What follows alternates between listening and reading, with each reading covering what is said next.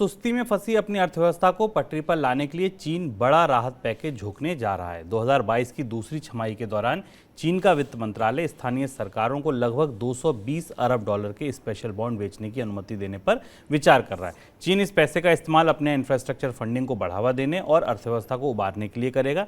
चीन में ऐसा पहली बार हो रहा है जब नए साल की शुरुआत से पहले ही बॉन्ड बिक्री शुरू हो गई है। सर, ये राहत पैकेज जो आ रहा है 220 अरब डॉलर का, ये मंदी की आशंका को कितना कमज़ोर करेगा?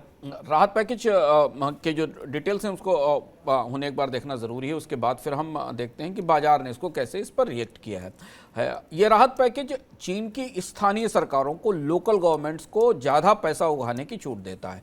करीब 220 बिलियन डॉलर के आसपास की उगाही की या बॉन्ड जारी करने की छूट इन्हें मिली है, जिसमें कि चाइना सरकार के या चाइना के सरकारी बैंक निवेश करेंगे। ये माना जा रहा है कि इंफ्रास्ट्रक्चर में चीन में करीब $1 ट्रिलियन का फंडिंग गैप है और उस $1 ट्रिलियन के फंडिंग गैप में अगर ये फंड उसमें जाना शुरू हो गए तो चीनी अर्थव्यवस्था में डिमांड का पहिया वापस लौट आएगा।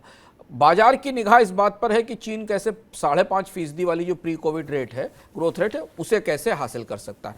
चीन की भी पूरी कोशिश है कि किसी भी रास्ते से कर्ज सस्ता करके बाकी चीज़ों को प्रोत्साहन देके चीन की आर्थिक विकास दर को और ज़्यादा टूटने से, कोविड के असर से और ज़्यादा टूटने से बचाया जा सके। इस पैकेज के बाद बाजारों में खासा उत्साह दिखाई दिया, क्योंकि ये माना जा रहा है कि अगर चीन की अर्थव्यवस्था यहाँ से नीचे नहीं जाती है, उसमें रिकवरी वापस आ जाती है, तो मंदी की संभावना घटकर आधी और आधी से कम रह जाएगी।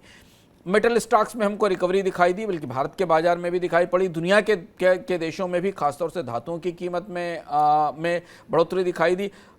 निफ्टी मेटल इंडेक्स जिस पर हम बात करते हैं वो इंट्राडे गेन की सिचुएशन में था। दुनिया के कई और सारे देशों में भी धातुओं की मांग में बढ़ोतरी दिखाई दी। तो अगर चीन का पैकेज सक्रिय हो जाता है, निवेश शुरू हो जाता है, तो हमें उम्मीद कर सकते हैं कि अगर मंदी आती भी है तो शायद एशिया की अर्थव्यवस्थाओं को उतना नहीं प्रभावित करेगी जितनी कि पश्चिम की अर्थव्यवस्थाओं को प्रभावित करेगी। पर चीन का ये रिवाइवल पैकेज आने वाले कुछ महीनों तक सबके निगाहों में रहेगा, क्योंकि इससे बाजार में धातुओं को लेकर नई डिमांड आने की उम्मीद है।